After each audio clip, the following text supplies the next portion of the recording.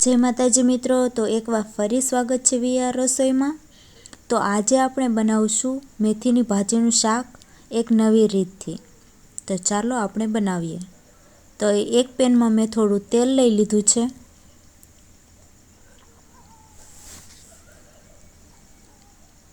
તેમાં આપણે થોડી લસણની કળી,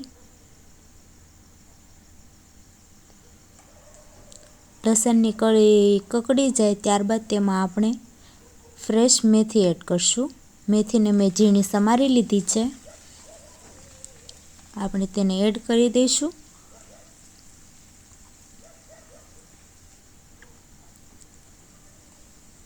હવે આપણે તેને થોડીવાર માટે ચેડવી લઈશું।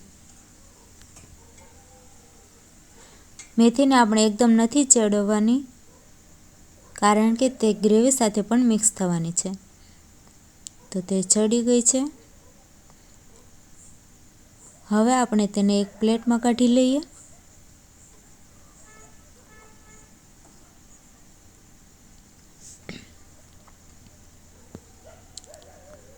ફરી એકવાર પેનમાં થોડું તેલ લઈ તેમાં થોડી હિંગ, ઝીણી સમારેલી ડુંગળી,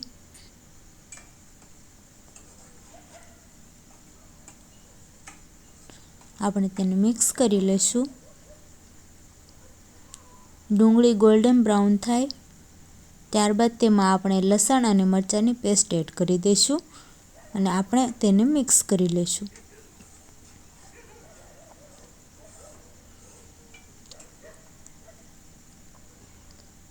ત્યારબાદ તેમાં 1 ચમચી જેટલી હળદર,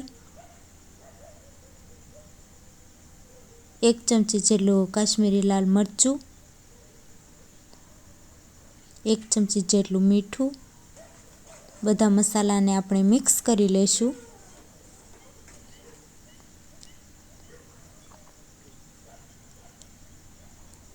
હવે તેમાં આપણે ટામેટાની પ્યુરી એડ કરી દઈશું।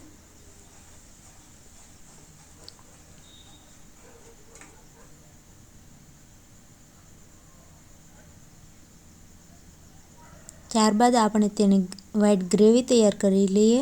તો તેની માટે મેં ચણા દાળ, સિંગ અને થોડા તલ લીધા છે। તો તે ગ્રેવીને આપણે તેમાં એડ કરી દઈશું।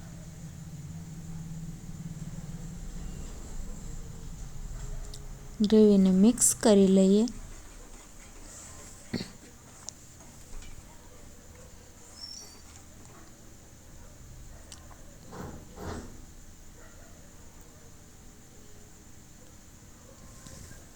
હવે તેમાં આપણે થોડું પાણી એડ કરી દઈશું।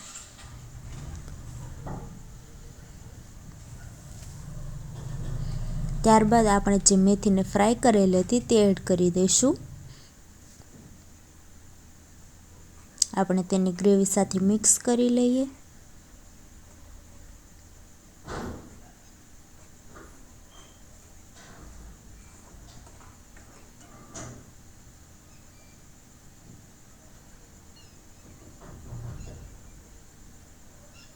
તો મેથીની સબ્જી બનીને તૈયાર છે।